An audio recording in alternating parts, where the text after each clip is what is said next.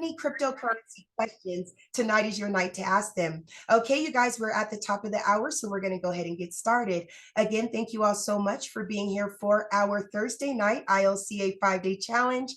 My name is Marnita Casa, and I'm your humble hostess. It is my honor to introduce you all to a man that for over 25 years, yes, sir, that for over 25 years dominated the direct sales industry. His cryptocurrency education is being used by companies and universities worldwide. For over 6 years, he dedicated his life to learning about cryptocurrency and blockchain technology, but he didn't just stop there. He decided to go out, share his information with the masses, and he did this by putting on fun and exciting Bitcoin boot camps nationwide at no cost. He has built thriving communities and wonderful platforms like you see before you now. So without further ado, it is my honor to introduce you all to Mr. Brandon Ivey. All right, all right, all right. Oh, I got my wrong one up. I'm still excited and buzzing from our Get Fit mining presentation earlier. You guys were fantastic in the Q&A side and sharing your information. Mr. Lofty sharing your story, Kenny sharing. That was much appreciated. I thank you guys for that. So I'm still buzzing from that. So, but now tonight is our 5-day challenge. Thank you, Ms. Casa, for being our hostess. And this is day 4. Last night, we talked about the Bitcoin halving, and we're still going to talk about that today. The topic today is going to be about the post-halving. Now, I'm going to be curious to see, when I put this lesson together, this was before the Bitcoin ETF was even approved by the SEC. That kind of threw everything out of whack on what normally should happen. So I'm actually going to learn from this because I want to see, again, this lesson, because I did do this lesson last month, but also now that we're beyond the Bitcoin halving from last week, I want to compare to see, are things happening the way it lined up, or are there things that are a little bit different taking place now? So that's going to be tonight. So again, if you guys are on Facebook, welcome. Facebook was acting crazy again with me today. So I had to stream into one of my pages and then share it on my main page and then share it to all the groups. So because of that, again, I'm not going to shut off on the Facebook side, but you guys should still be able to be on it. Feel free. If you've got friends and family and a network of people that you've always been hoping that they can get some form of crypto education or want to know what this is about or exposed, share it on your page and let them just come across it on their own time and take a look at what this community of ILCA is all about. So before we get started on tonight's lesson, we have a brand new individual who's going to be sharing tonight. And this is a gentleman that is brand new to the crypto space. He's just learning, just getting started out, but he's also been a part of this ILCA community for a while. So all of you guys hear him all the time. He loves to always ask questions. He's out here in La Quinta, California. And I want to bring up Mr. Leonard Long. And Mr. Long, what I want you to do, I know you didn't know exactly what to say, but what I want you to do is share with everybody why you came to the crypto space. Why do you feel this education is important? What has this education done for you? And where do you see the crypto space going in the future with yourself and your plans and this industry? So with that, let's bring up to the floor for the very first time, Mr. Leonard Long. Hello, everyone. Forgive me, I'm not used to speaking on Zoom. But I've only been involved in crypto since maybe May of 2022. And the reason why that happened was, well, I happen to be a deputy sheriff and I sit at a 911 dispatch center. And I work early mornings. And we had a deputy there that has now since retired that has been into Bitcoin since 2012, I think. He was buying it at $600. And I would hear the other coworkers talk about this individual having Bitcoin and how it was $60,000. And I never really messed with it, didn't really know what it was. I had seen it on the news when someone sold 2 pizzas for 10,000 coins. So I knew what it was, but I never really looked into it. But I would hear these gentlemen talking about how this person had several coins. And I would hear them talk about their own finances and stuff like that. Well, fast forward to about April of 2022, my mom contacted me and said, hey, there's this thing you might want to look at. It's some digital currency. I just sort of ignored it. And then a couple months later, my mom addressed me again and said, you really need to look at this. And once again, I had never participated in any of this stuff. So I happened to watch what she gave me, and I saw them speaking about these digital coins in this project, and they made comments. And those comments led me to believe that, you could make a lot of money. So, after looking at it for a little bit, I got involved. Now, still, I had no education. I just knew I was buying a certain coin for X amount of dollars, and I would get X amount at the end of the project. So I did that. And then as we went along, they said they were releasing these coins to the market, and that you would need a wallet and you'd have to move them from the back office to your wallet. Well, I had no idea what a wallet was. I had no idea how I would even move these coins. So once again, my mom said, hey, there's this guy on YouTube. You might want to watch him. He seems to be involved in the same project. And so I took a look at that, and that was Brandon. And then I came across Brandon speaking about having a wallet and how you would move these coins from your back office into your wallet, which he brought up Herschel. And I would watch them. And then I noticed that, he had a education class. And so I would watch him on YouTube, and then I got to his education part. And so at the last minute, I decided to join. Didn't really know what I was getting into, but I decided to join and start watching them every day. And one of the things I've learned over time, because I'd have a 2-hour drive to work, I would listen to all kinds of radio shows. And there's a guy out here in Los Angeles, Leo Laporte, the tech guy. When I started listening to him, I had no idea what to do with computers. I knew how to operate them, but didn't know what programs were. At that time, I was a Windows person. I was just going into Mac computers, and I was struggling. And I didn't really know what a hard drive was, or RAM, or all this computer jargon. But because I had nothing but time and listening to this person talk about these things, over time, I learned exactly what those things were, just from listening, not messing with them. So fast forward, now I'm watching Brandon. We're going over the market every day. We start talking about trading. I learned a little bit about a wallet, learned how to acquire a wallet from Herschel, learned that I was supposed to have several wallets, which to this day, I never really listened to them, but I'll explain that one to you later. But I just kept following what he had to say. And in December, I think it was about December, November of 22, we were trading on an exchange, and we would talk about these trades. And Brandon just sort of started explaining how you would trade, make sure you buy at this price and sell at a higher price. If you sell at a lower price, that's when you have lost. If you don't sell, you haven't really lost anything until you sell. So we started trading. Well, because of what he was showing us in the morning, I started to notice some little trends. And so therefore I started trading. So in a month, I made about $2,000 just making these little trades, doing the same coin that we were talking about in the morning. But I learned how to do that. Then, I decided, I got a lot of money in here. And I only started with like $100, I think, at the time. And so I pulled out pretty much half the money.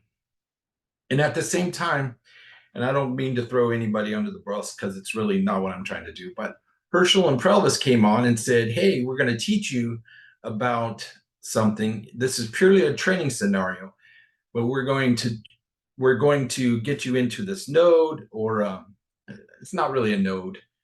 It was a DAO. And so I decided I wanted to participate, but I need to buy a certain style coin. And once again, I had never done this. I had only bought on an exchange. So I needed a certain style of coin. I needed to have a wallet. So I created a wallet.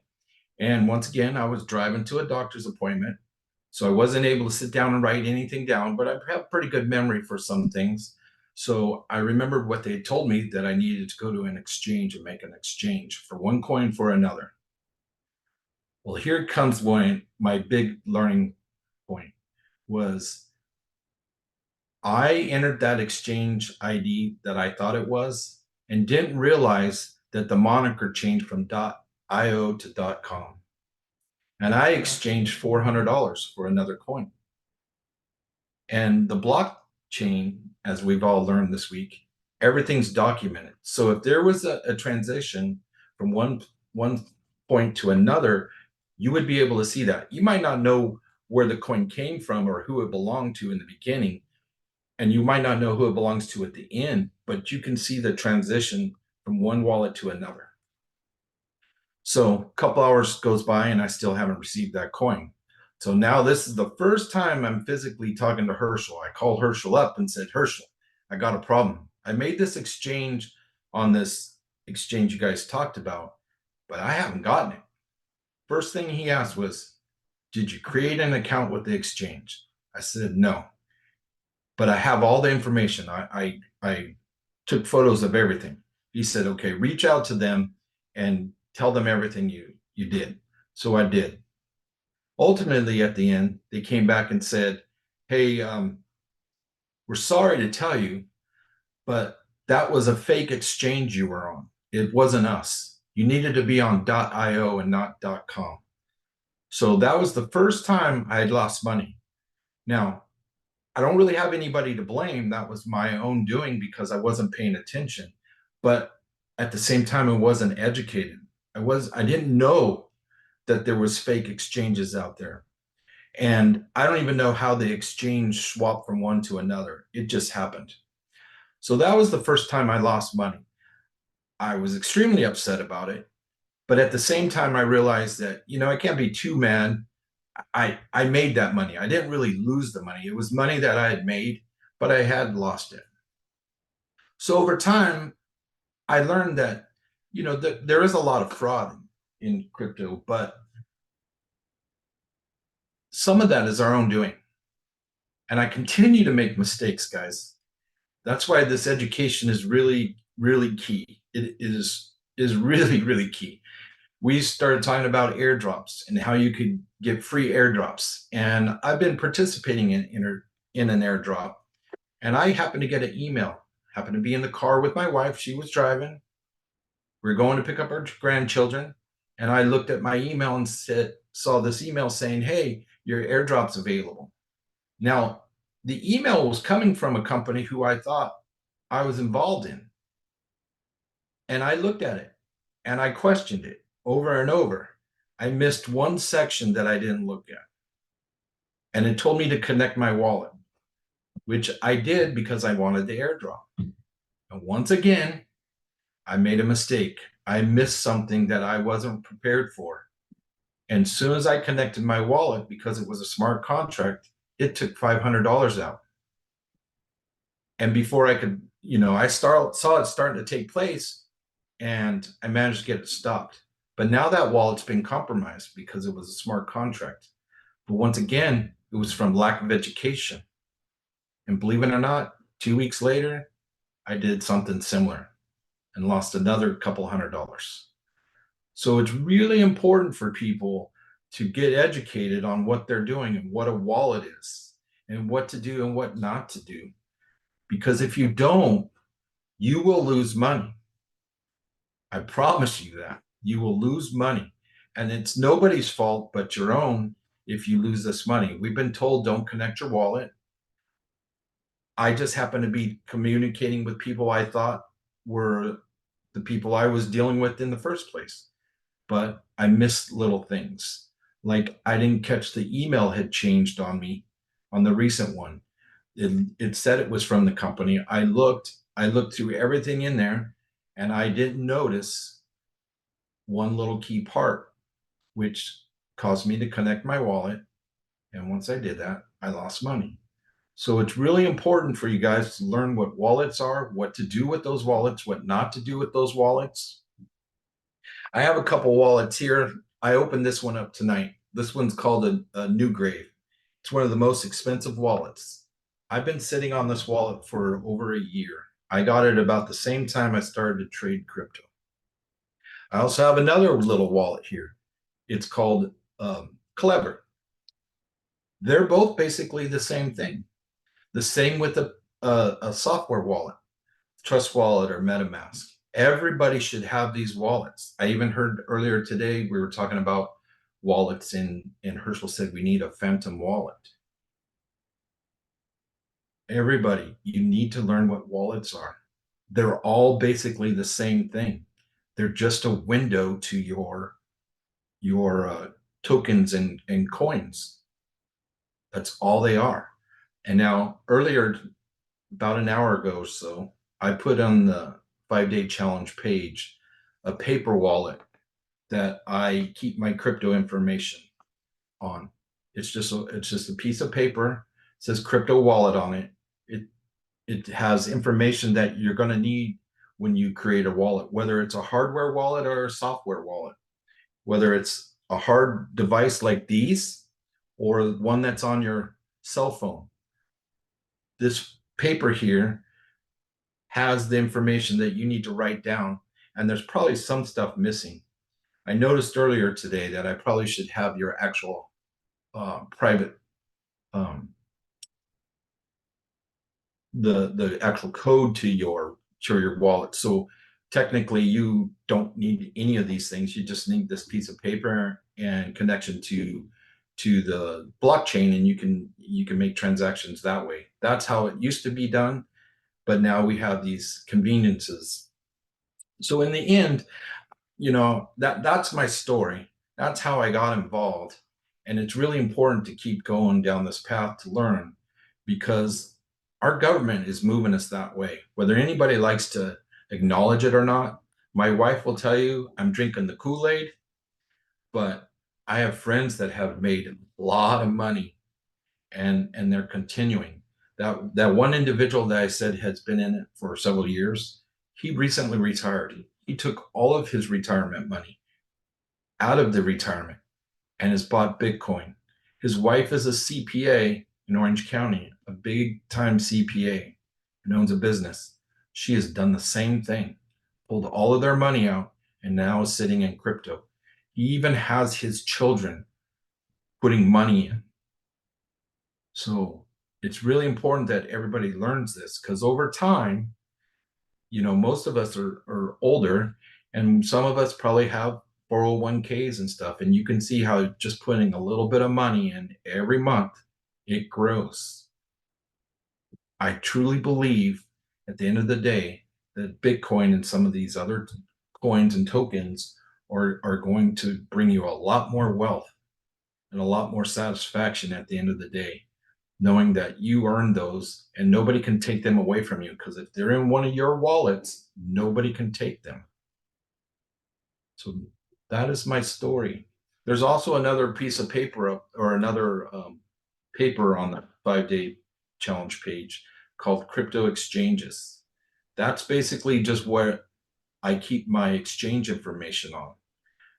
What exchange did I use? What is the username? What is the password? What is the Google 2FA for extra security? Some of them ask for pins, some ask for passcodes, some ask for a phishing code. Write all this stuff down on paper and put it in a safe or in some lockbox that you have. If you store it on your phones, it can be recovered by somebody if they were able to hack your back office. But that is my story, Brandon. All right. So give it up for Mr. Long. That's proof that you can get started at any time.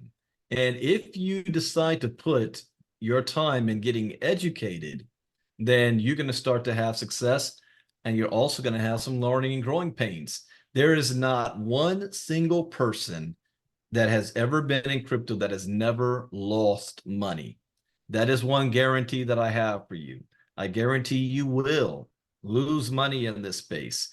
However, your education will limit the amount that you lose, but you will. It comes with the territory. Even Mark Cuban, on a stupid, simple mistake, lost $750,000 on one time, Another time before that, he lost $1.5 million a few years before that. I lost recently, a few years ago, 40 grand trying to do a transaction at 2 o'clock in the morning, moving fast, not paying attention on a simple, stupid mistake.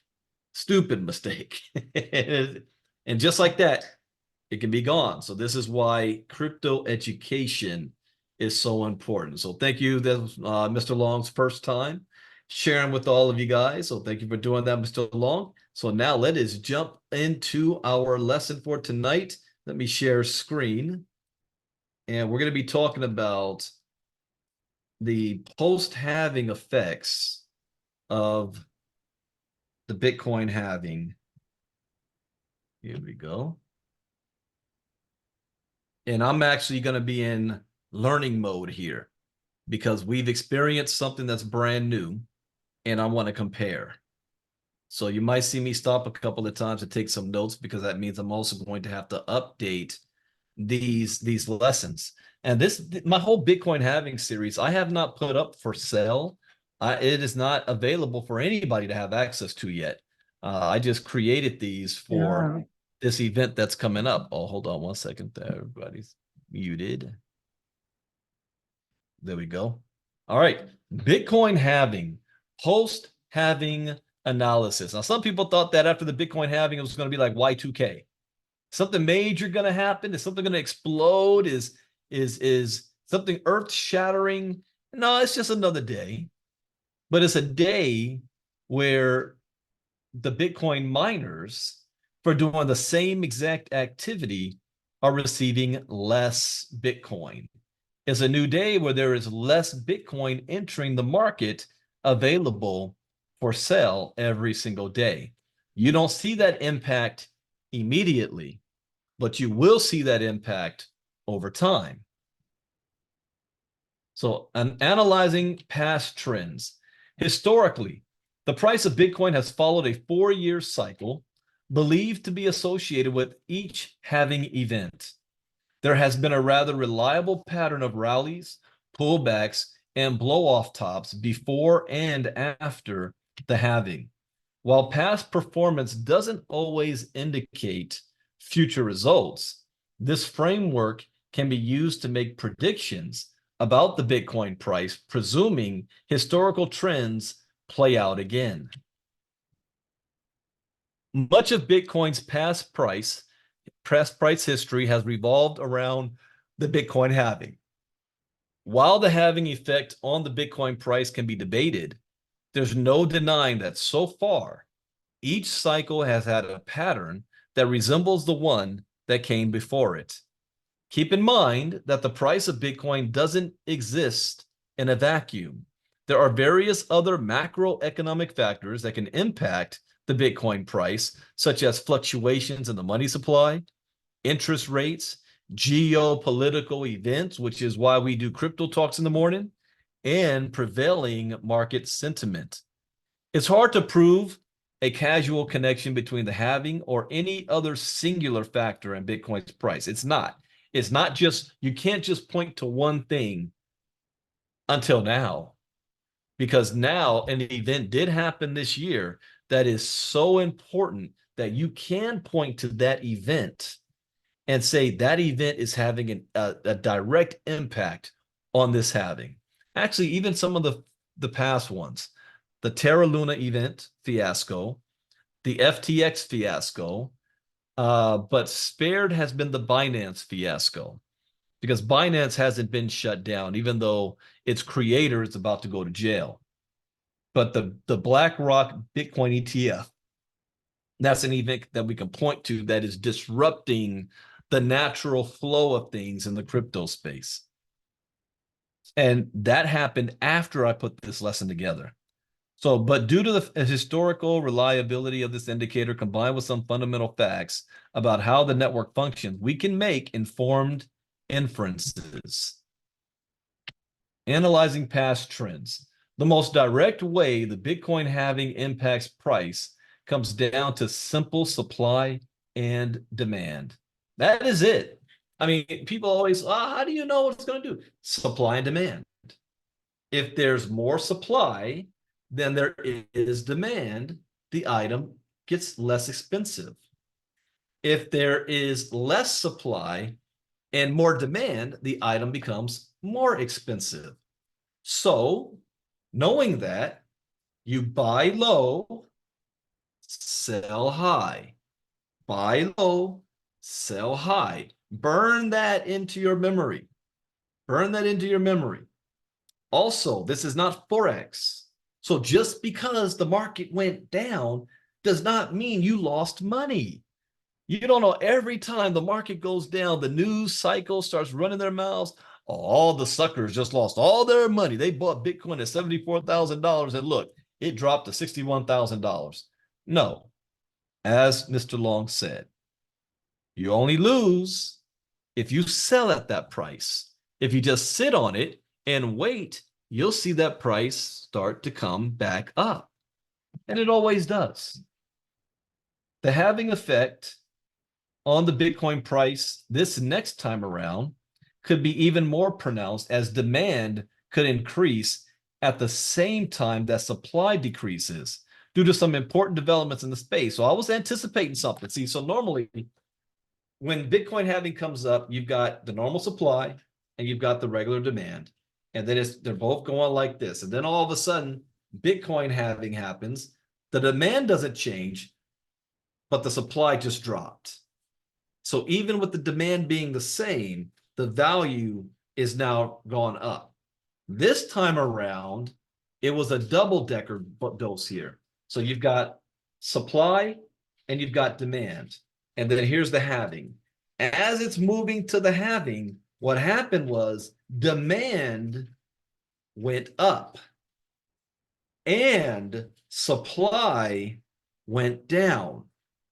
What caused that to take place? The Bitcoin ETFs. So now we had a $10 trillion investment firm, followed by its competitors that added to about $15 trillion of investment firms came into the Bitcoin space. Then they started gobbling up all the available Bitcoin, taking supply off the market. Bitcoin reaches a new all-time high right before the halving takes place. Then we run into the halving, and what happens? Now we have even a less supply of Bitcoin. So just by knowing that, what does that mean? Bitcoin has only one way to go. It's impossible for it to go all the way down. Wait, let me rephrase that. Almost impossible. There is an outside force that, even with demand being so high and supply being so low and the amount of new Bitcoin hitting the market cut in half, what can cause the price to still drop? It ain't reading the charts. It has to be an outside force. And we saw that as well last week. Iran and Israel. Something like that from the outside taking place can impact the markets, which is why, yes, it's good to know the markets, but it is also good to pay attention to what's going on in the world. But first, let's look at how previous halvings have impacted the Bitcoin price, making note of the price of Bitcoin in US dollars, both at the time of the halving and at the cycle peak during the year that followed. Now, traditionally, the new all-time high should happen, if you listen to Professor Sistrunk, October 2025. That's when the new all-time high should happen. However, because of recent events, we may see that happen much sooner than October 2025. But let's look in the past. The very first halving occurred on November 28th, 2012, and reduced the block reward to 25 Bitcoin from 50. I wasn't involved in crypto back then, so I didn't experience that. Price at the time of halving. Yes, that number is correct. $13. Can you get a Happy Meal for 13 bucks for 4 people at McDonald's? That was the price of Bitcoin, $13 a coin. And at the time, they were flipping out, thinking that that was too high. Do you know what the news was saying at that time?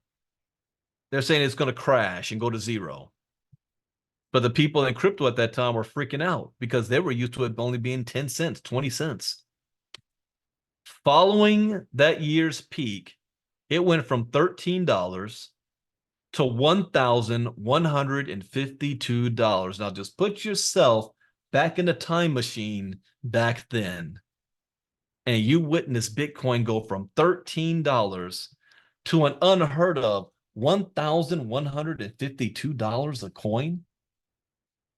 It got my attention that year, and I still did nothing. I watched it. That was a very good year for me. 2012, that's the year I walked off my job. And if I can go back in a time machine and kick myself to say, take $10,000 and buy Bitcoin with that $10,000 and then forget about it. I had the money to do it. I don't know. I pissed it away on something. But I could have put $10,000 on Bitcoin in 2012 and not lost a night's sleep and just forgot about it. Let's dream mode that. Since I like being in dream mode, let's say I did do that. $10,000 at $13 a coin. I would have had 769 Bitcoin. Now, that was 12 years ago. 12 years was going to happen anyway. Let's say I forgot I had the Bitcoin. I forgot about it, and then one day it pops up that I had that Bitcoin. I remember. And what's the price of it now? $64,000 a piece times $64,000. That's 49.2 million. Let's be a little bit more conservative. How many of you had $100 in 2012? $100 at $13 a coin, you would have 7.69 Bitcoin. Leonard put the exact price of Bitcoin right now. Okay, we'll go with that. At the exact price of 64,241.54. Your $100 would be worth $494,000 today. This is why when you hear me say all the time that Bitcoin is the best performing asset of the past decade by far, nothing comes close. Don't even think about gold.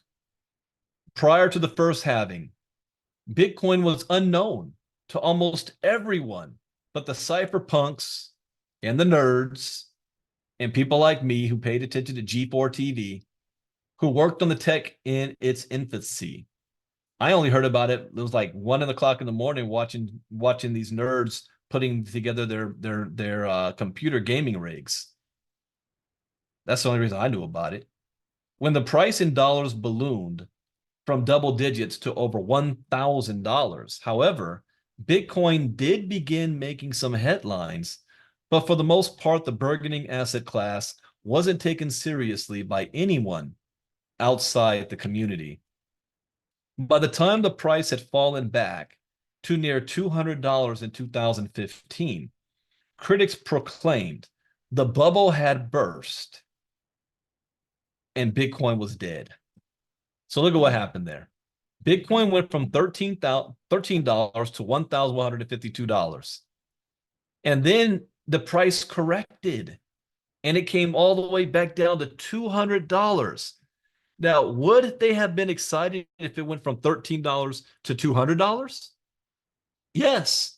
But since it went higher and fell back to 200, the media, oh, it's over. It's game over. Bitcoin's only $200 a coin. Isn't that a similar story?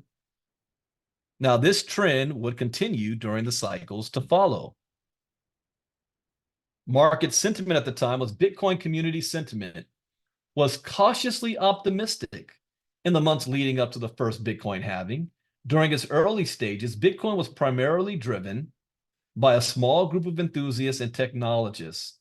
There was skepticism from traditional financial institutions and regulatory uncertainty. Bitcoin's price fluctuated between a few dollars and around $12 in a moderate manner, as it still had limited liquidity and trading volume. It was during this period that Coinbase was launched, providing an easy-to-use Bitcoin exchange platform. So those early days, I think Patty had asked yesterday about those early days and Bitcoin being lost due to time. It wasn't easy to be able to even get your hands on Bitcoin in those early days. There was no exchange for you to go to and buy it. Most people got it from other people who already had it or were mining it, over-the-counter sales, peer-to-peer.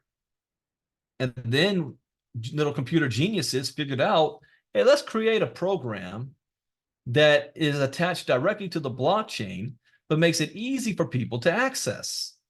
So the people don't have to go directly to the blockchain, they go through us and they'll pay a fee. And the programming in the back will do all the work. Coinbase. Now, a major Bitcoin scam also emerged during the period with the Bitcoin Savings and Trust Ponzi collapse. Bitcoin's adoption was relatively limited, with only a few merchants and online websites, such as WordPress, accepting it as payment. Most of the awareness of Bitcoin was centered around tech-savvy individuals and online communities. There was a lack of regulatory clarity, with government struggling with how to classify and regulate this new digital asset. The industry players at the time was Bitcoin's adoption was relatively limited, with only a few merchants and online websites. Wait a minute. Oh, I forgot to take this slide out. The crypto exchange Coinbase was not the only player, as Mt. Gox, which was hacked and closed 2 years later. Slide is this number 8. Date.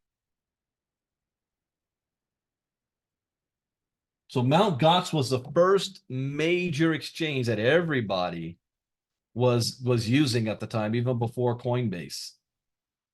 But it got hacked and it closed 2 years later, with the largest Bitcoin exchange at the time. Bitcoin payment processor BitPay, as well as Local Bitcoins, the site for in-person Bitcoin transactions, also started to draw attention. Now let's go to the second halving 4 years later. The second halving occurred on July 16th, 2016. Now, do you guys remember where you were at that time? I do, because that's my birthday month. My birthday was July 13th, 2016. Was I on a cruise? No, we had just came back from a cruise. And that was Sherlock. Yeah, we just got back from a Sherlock cruise. So reduced the block reward went down from 25 to 12.5 Bitcoin per block. Price at the time of halving was $664. I still hadn't bought my first Bitcoin yet. But by this time, I was very, very well aware of it. I was following the information. I didn't understand it completely, but in the financial world, it just kept popping up.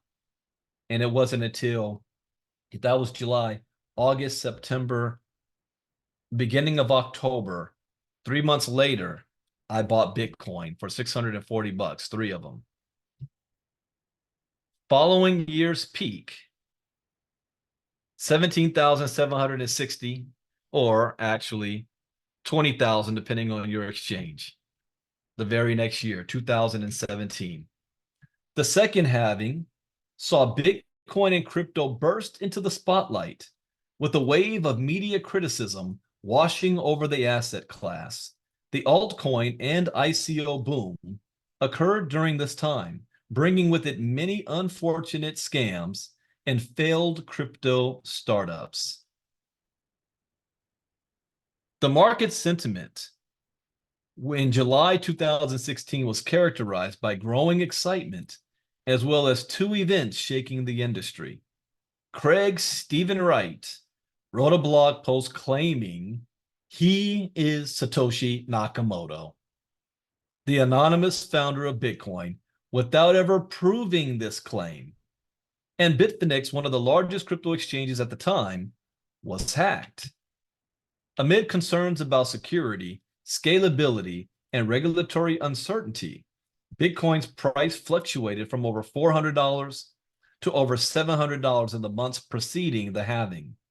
However, the price of Bitcoin gradually resumed its upward trajectory in the months following, starting at $1,000 in 2017 and ultimately reaching new all-time highs around $20,000 in the end of 2017. Now that's a huge jump. It's one you went from $13 to $1,000. Then we went from 1,000 to 20,000. Adoption and awareness. Bitcoin adoption continued to expand during this period, with a growing number of merchants and businesses accepting Bitcoin payments.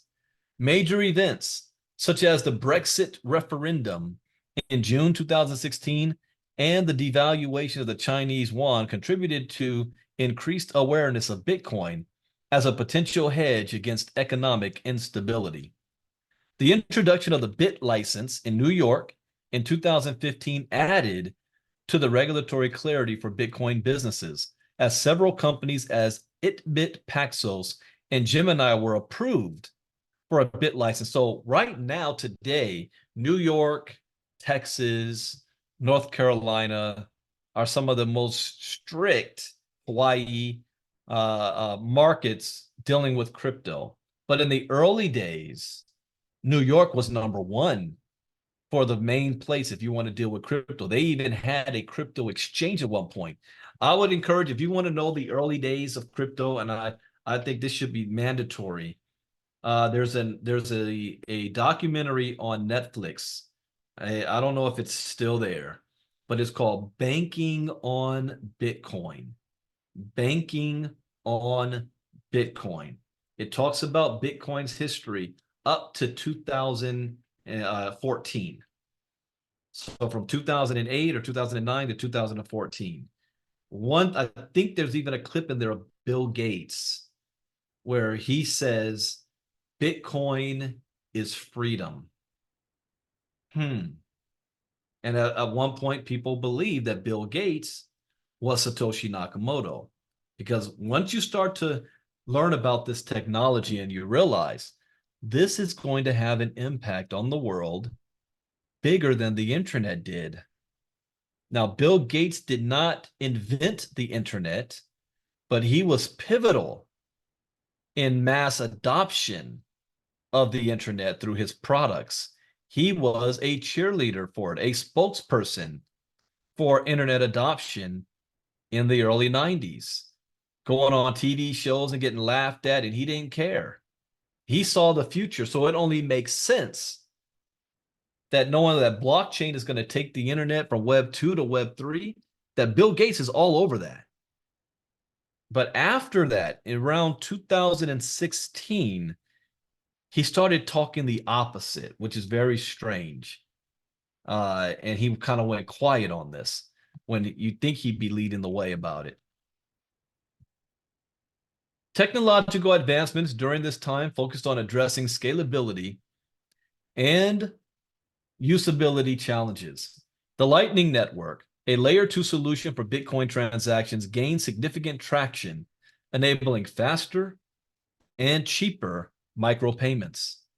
Major industry players during this time included Coinbase and Kraken as reputable cryptocurrency exchanges, Bitmain, a Chinese manufacturer of Bitcoin mining hardware, Blockstream, a blockchain technology company, and Zappo, one of the earliest crypto custody startups back then.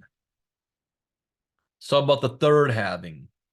The third halving, this was my first experience halving, because I was not involved in 2016.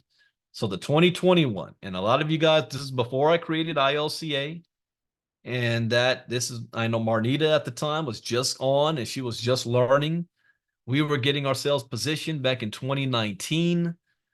We had plans. I remember going into that year with big plans to take advantage, because at this time I knew what was going to happen.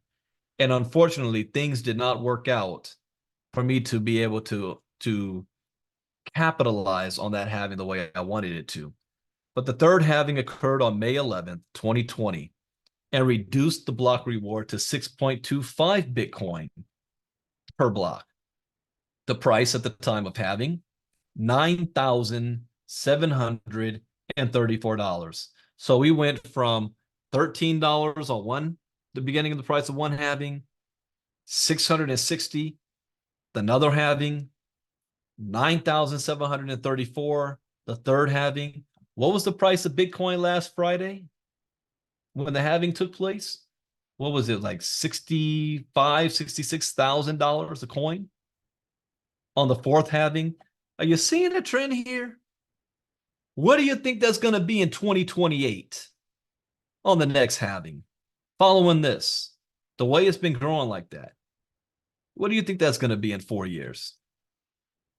Following year's peak, it went from $9,000 to $67,549.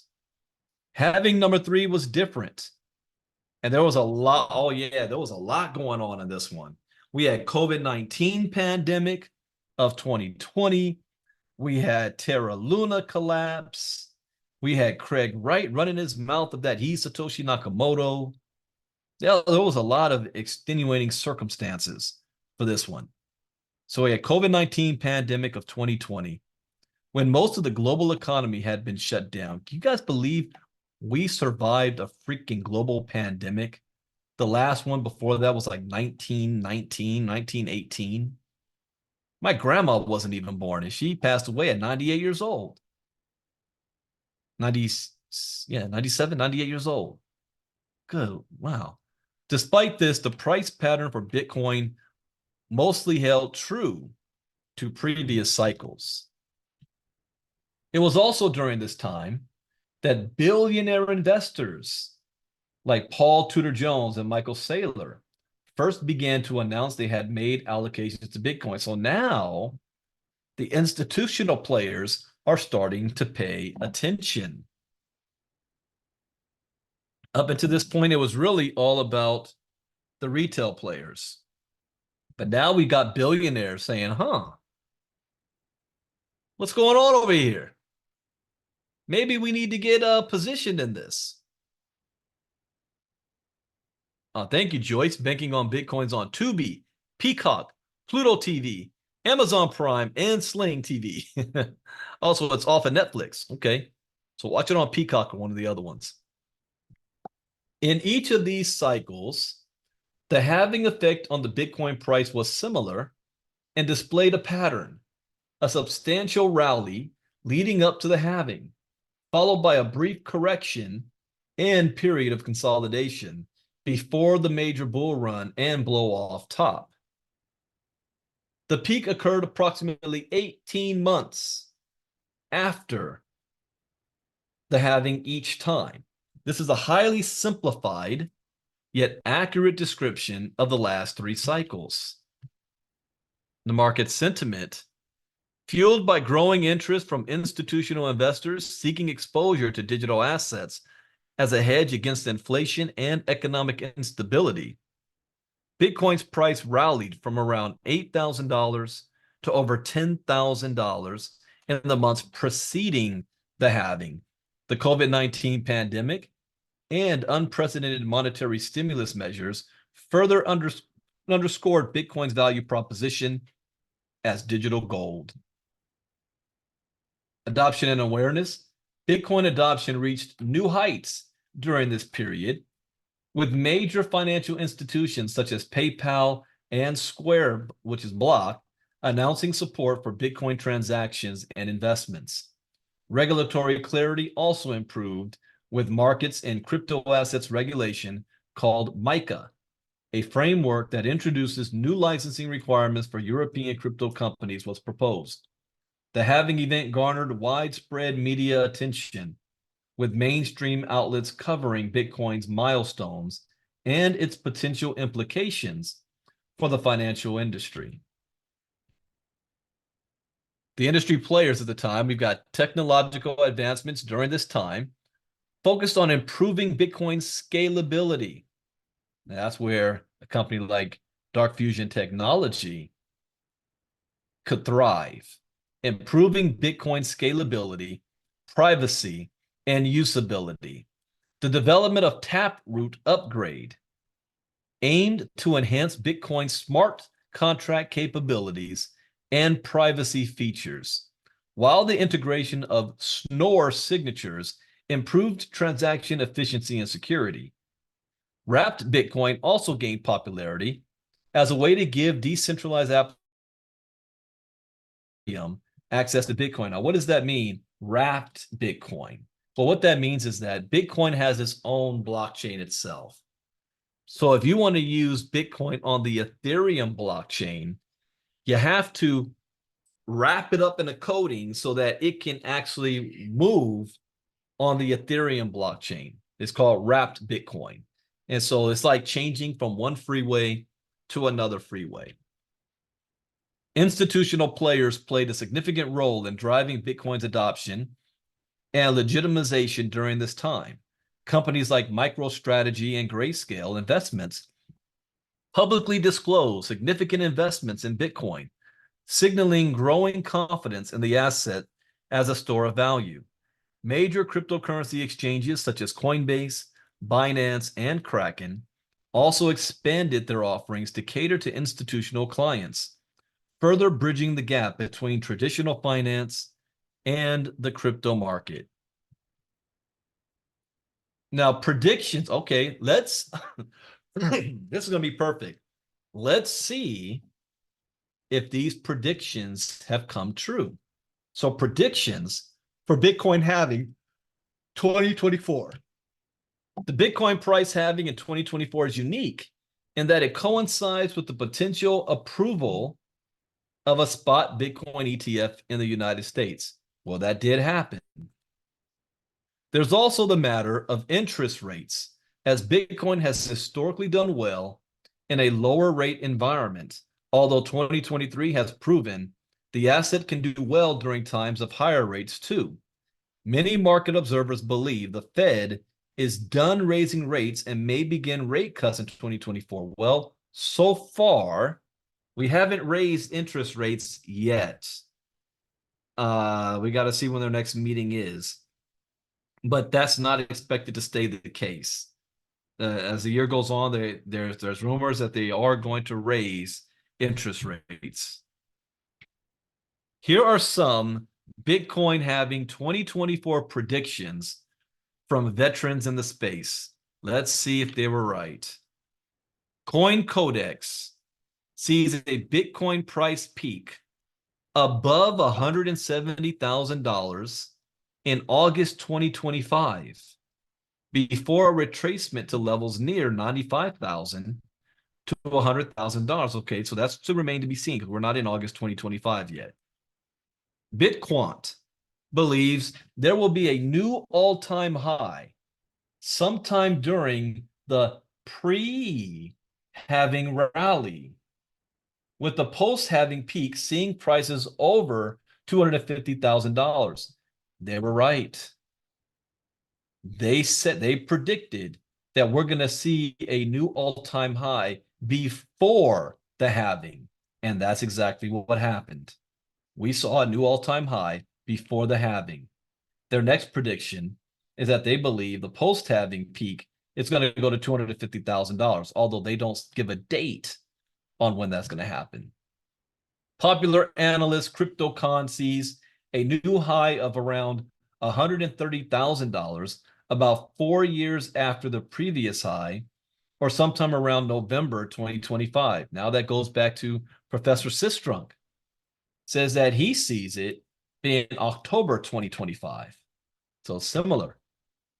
Marshall Beard of Gemini threw out the $100,000 price figure given Bitcoin reaches its previous high of $69,000. So if you notice one trend, every single one of them is looking at least $100,000 more Bitcoin price. That's more than $30,000 higher than we've already reached. Final thoughts. The Bitcoin halvings have served as milestones in the maturation of the digital asset and the ecosystem around it. Between the early days of skepticism and experimentation and the rise of institutional adoption.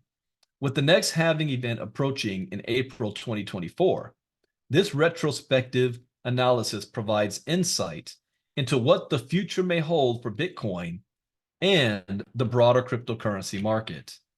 Time will tell which Bitcoin price predictions for the 2024 halving will come true, if any. As always, we recommend doing your own research, staying on top of the latest industry happenings, and never investing more money than you can afford to lose. As a disclaimer, this information is intended for educational and training purposes only and should not be construed as investment advice.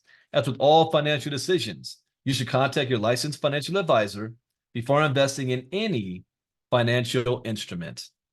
And that, ladies and gentlemen, brings us to the end of our lesson tonight. I really like looking at that because I'm getting a good idea on how things are playing out, and we are actually on the right track with what's taking place. So those on Facebook, I'm not going to turn off the live stream, but you're not going to be able to ask questions. You got to be in our VIP to ask questions. So we're going to go into our Q&A session. I'm going to turn it over to our hostess, Miss Marnita Casa, to go ahead and handle the Q&A side. So if you have any questions for myself or Mr. Long, go ahead. So Miss Casa. Okay, thank you. Can you guys hear me okay? Yes, we can.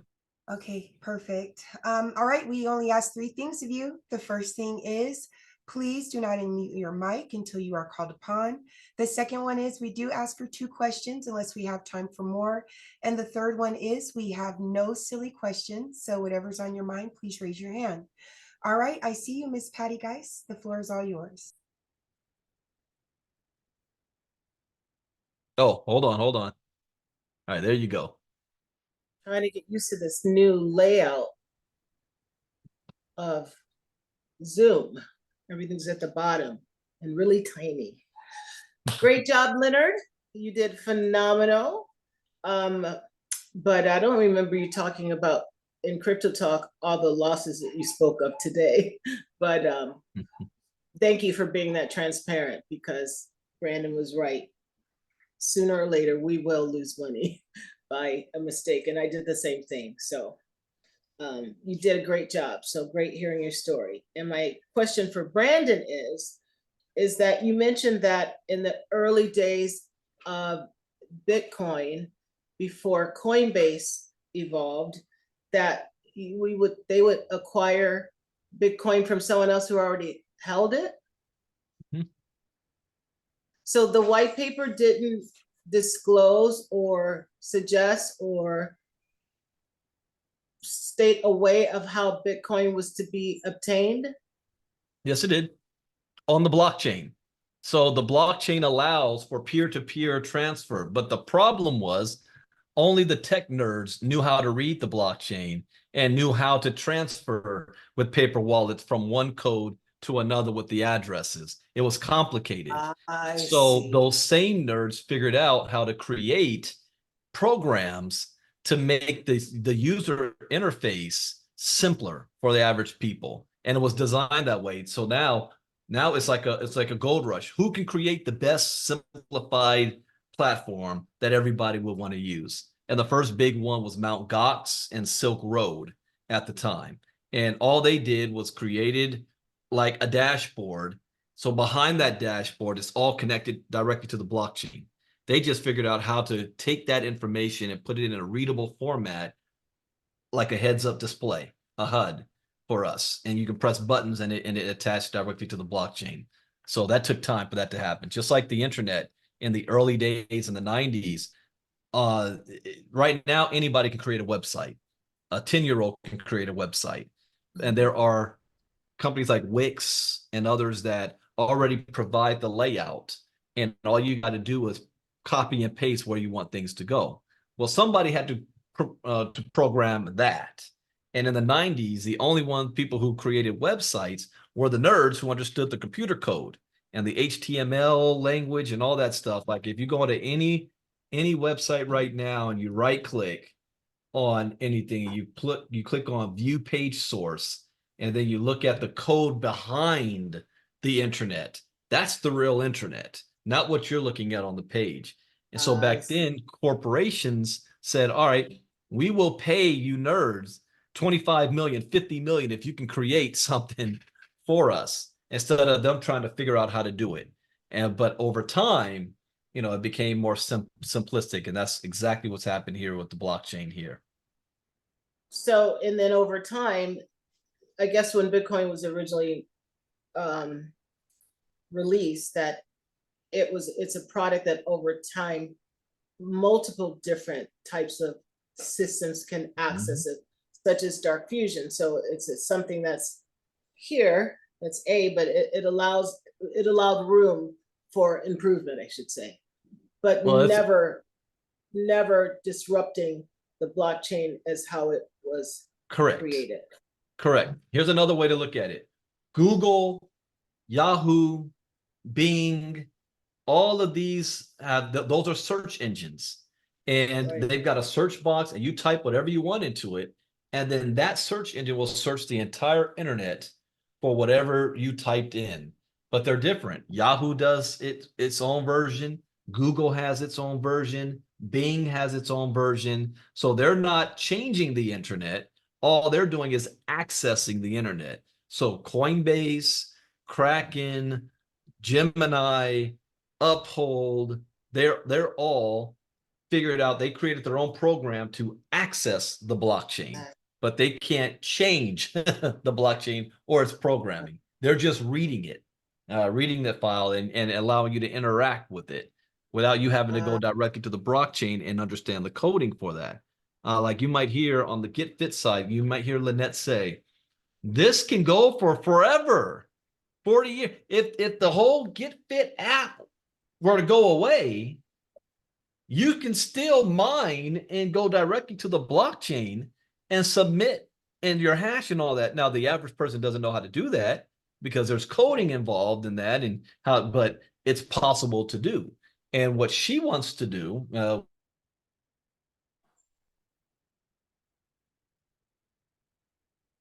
couple weeks ago, she wants a program to teach us how, if you want to, on your own, be able to do that without even needing the app itself, so that this will keep going on long after she's gone. It's going to keep going. Fascinating. Okay, thank you. No problem. Great lesson today, as always. Thank you, Miss Patty. Okay, Demetrius, the floor is all yours.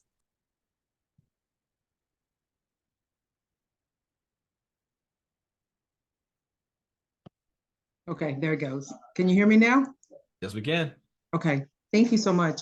I just want to say, first I want to ask Leonard a question and then Brandon. For Leonard, I wanted to know, first of all, thank you for sharing your story and thank you for being transparent with the information. I guess I wanted to, because you were learning and becoming educated, how were you able to figure out that you were being like hacked? I mean, not being totally educated, but there was something that you must have looked at or saw that made you realize that you were being, that somebody had actually taken your information or didn't, or the wallets didn't, your money was gone out of the wallets. How did you figure that out so quickly, being uneducated? Well, the first time when I went to the exchange to make an exchange from one token to another, I'd always heard that, it doesn't take very long. Bitcoin's probably the slowest, at least from what I understand, Bitcoin's probably the slowest network, right? So it could take hours, or at least that's what I've heard. It could take a very long time. But most transactions that I've ever made were relatively fast. Mm-hmm. So, I was on my way to a doctor's visit. And like I said, I heard them speaking and they told me, or told all of us, where to go. And so when I got to the location, I had my wallet because, it's on my cell phone. I just entered the wallet to the web browser like they said to do, which, isn't hard, but a lot of people don't even know that their application has web browsers in there. So I went to the web browser, I entered the information in there, and because I'm so new and hesitant on what I was going to do, I would go back and forth a few times. Do I have it right? Do I have it right? and I finally sent it. And when I did that, I also took pictures of everything. So, I thought it'd take a few minutes. Well, after an hour, it still wasn't there. When I got done with the doctors, it still wasn't there, which I thought was abnormal considering it was running on finance, if I remember right, which is usually really fast. So when I got home, which was probably been 4 hours, I should have had it by then. So when I didn't have it, that's when I knew there was an issue. And because I had taken pictures of every transaction I was going to make, I took a picture. I had the code. The This fake website looked exactly like the real one. It took them a couple of times of communicating with me to come back and finally say, hey, you were on a .com site, which was a fake site. It wasn't ours, and we're really sorry that you lost this money. That's the first time. The next time, which is really crazy, I thought I was getting into an education thing with one of the founders of Ethereum. I saw this information. I don't remember how I came across it, but I looked at it. I looked at the guy. I did a Google search on the guy. I tried to do as much as I could to learn about this person and where I was going to go. And because it was the Ethereum, one of the founders of Ethereum, and them saying attach your wallet, I thought I was doing the right thing. And so as soon as I attached it, it snatched that stuff out really quick, which taught me that smart contracts, they just do what they're told to do. And so that time, it took some out. The second time, I honestly, and I know this from my job, always when you're looking at emails, even though it might say UPS, or even now, it could be Brandon, Ivy League Crypto Academy at the top. That's where you think it's coming from. Click on that little arrow and make sure it's actually coming from there. Because we all get a lot of spam email, but I don't know if you guys actually click on the name of where it came from to see if in fact that's the correct. And even then it could still be wrong. So when I had clicked on these things, they, as everything, any transaction on the blockchain is documented. So as soon as I clicked on it, it wanted to confirm this information. So it's wanting to connect to the blockchain. Well, as soon as I did that, it gave access to whatever was in that wallet, whatever they were looking for. Now, the one was Ethereum, but somehow it started taking stuff from Binance. And once I saw that they were trying to do that, I was like, nope, we need to stop doing this. Don't click on anything else. And then I immediately went and disconnected the wallet in the web browser. But it was one of those things I just wasn't ready for. I didn't know about fake websites. But I don't know if you guys have ever experienced this. Maybe some family members have experienced this. But from work, I've had many people come to me and say, hey, I gave away a lot of money. And then I hear them say, well, I got this phone call saying I had a warrant out for my arrest and that I could take care of it by, going down to the Apple store and buying Apple cards and give them that information because Apple had the simplest way to connect with the federal government. There's people every day that are getting scammed. Now because of crypto, this talk in the morning, we go over everything. We're talking about a lot about artificial intelligence. Now I've seen on the news, people are saying that they got a phone call saying that their family member was involved in an accident or was kidnapped. And then they heard their daughter on the line saying, Mom, please help me. And, it's just what I've really learned with crypto is don't be in a hurry to push the button. Make sure that where you're sending your crypto to has the correct address. not just the first 5 digits and the last 5 digits. Make sure, you look through there and that all the digits are correct, because sometimes, some of these smart contracts will change one little digit. And once it's gone, this is what I've learned. Once you hit that send button, there's no pulling it back. So that's just sort of, the things I've learned. And I'm just, it's from mistakes. If that explains it to you. Oh, let me do this. Let me make sure. Allow participants to unmute themselves. Okay, go ahead, Demetrius. Okay, and then for you, Brandon, listening to Leonard talk and all the things that you have taught us, I want to know your thoughts on hearing what he's regurgitating back to all of us based on what you've taught all of us. Hearing him speak about us, how do you feel as our educator teaching us, and what are you getting from this as we share back with you, or you're hearing basically what we're learning from you? How does that make you feel? Well, it makes me feel like I'm doing my part to help one kind of way, because I remember when I was learning for the first time, there was no community to help and to assist me. And the people who were making money in this space, it seemed they were only interested to help me if I signed up in whatever business that they were doing. And if I did, then I realized they don't know anything. They don't know what they're doing or what's going on. And they're probably they ended up losing more money than I did.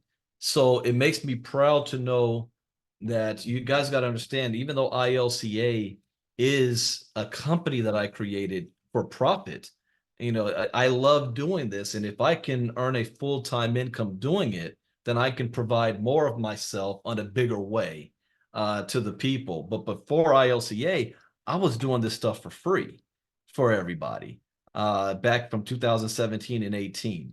So to see you guys actually taking this information, learning from it, using it, seeing how there's some people has changed their lives. There was one student of mine who made more than $7 million off the information she's learned and she's taken advantage of. There's other people that's made there's, even though you guys see our crew, there's a group of individuals you never see that watch all the recordings of everything that we do and turn around and use that. I had one guy call me. I was like, "Hey, I just wanted to thank you. You helped me make $300,000 last year." I've never seen you on all our stuff because I watch the recordings, that kind of stuff. I'm in the background. I don't want anybody seeing my name and seeing what I do and how knowing what I have. But to see you guys advance, that makes me feel real proud and good, and know that the sacrifices that I have been making are worth it. And I can't wait till I can get to a point where I can expand this community to do even more and give and provide more. We've got big plans. Ms. Costa knows what I'm talking about. We've got big plans coming, and sooner than you guys think. So just watch out for that. Thank you. You're welcome. Thank you for that, Ms. Demetrius. Okay, Ms. Judy, the floor is all yours.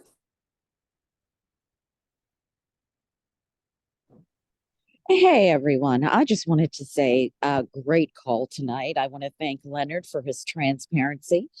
There's one thing I've always learned in life is that a wise individual learns from their mistakes, but it takes a truly wise individual to learn from other people's mistakes so they don't have to make it.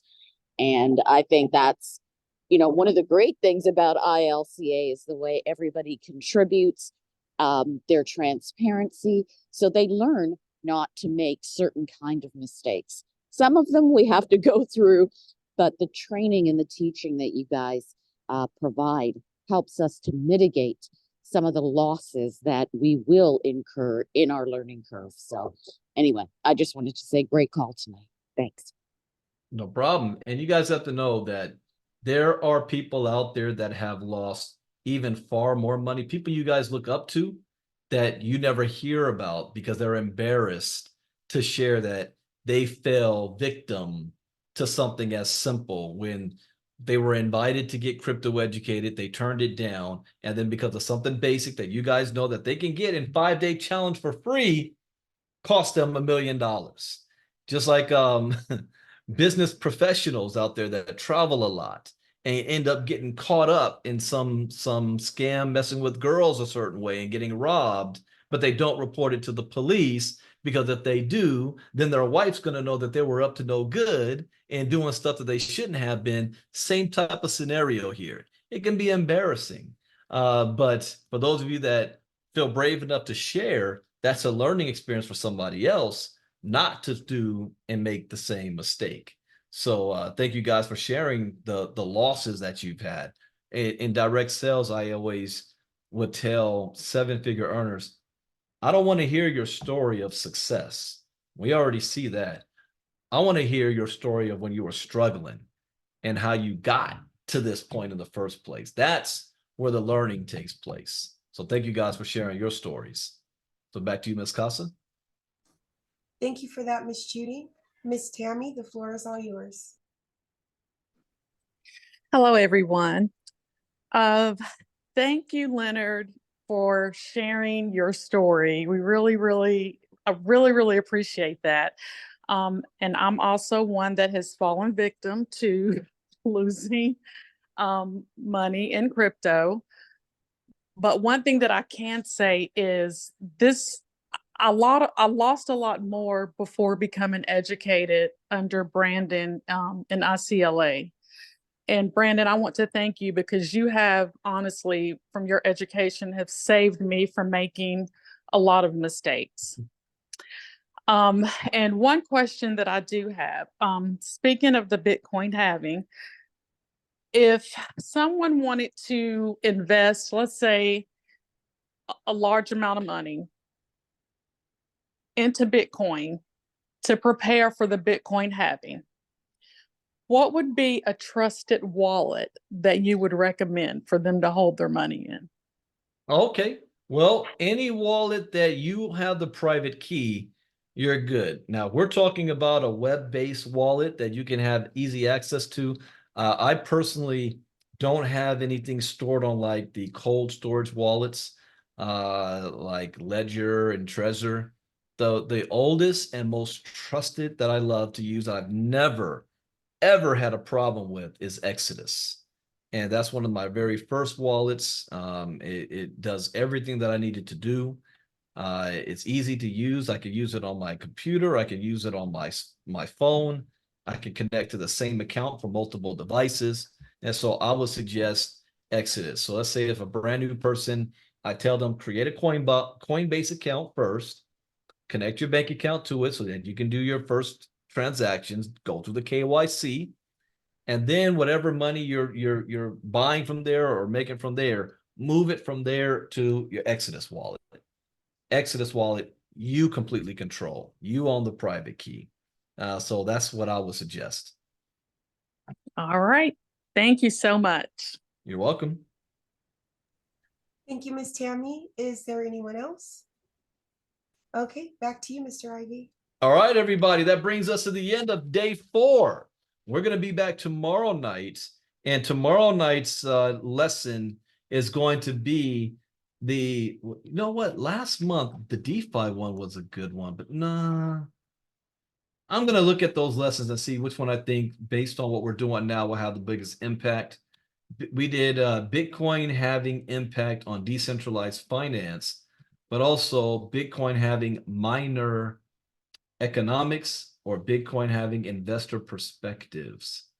I'm going to choose one of those, depending on how I feel and what we're doing tomorrow night. Our guest panelist is going to be our hostess, Miss Marnita Casa, and a special guest. So come out to hear her tomorrow night. I will stream it on Facebook like I have been, but next month we will be doing it differently. I think I will be streaming on YouTube, and I have an ILCA YouTube channel, so you guys can subscribe to that so you can see all the latest videos and updates. And I'm going to be doing some series on there. I'm going to be doing like tips of the day and little 5-minute clips that you guys can go to the YouTube channel and see some updates on. So I'm going to have some fun with that. And then eventually I'm going to move to a blog, or I'm sorry, not a blog, a podcast, and figuring out how I can integrate this for a podcast for the free community and the paying community. So we've got some moving steps, taking advantage of this new technology. And tomorrow night, we'll also talk about, for those of you who want to further your crypto education, how to do that with ILCA, to be a part of our inner circle, our diamond class. Also, we have our ILCA Elite for those of you who want to make money so you can earn while you learn. We're having a lot of fun. Again, I want to thank you guys for sharing today in the Get Fit Mining presentation. I love that. So bring some testimonials even for tomorrow on tomorrow's presentation. So we've got a lot of, I think we're going to have a great end of this spring and going into the summertime. We're positioned very, very well. Now we just got to take action and share with other people. It's all about scaling. The foundation's in place. We just have to scale it up in everything that we have going on. So thank you guys for tonight. Thank you, Mr. Long, for your very first sharing as a panelist. And we will see you guys, those of you in wait. There's no inner circle tomorrow. Crypto Talk. I will be doing the Get Fit Mining presentation, 2 p.m. Eastern, 11 a.m. Pacific tomorrow morning. Take care, everybody. Brandon Ivey out. Bye-bye.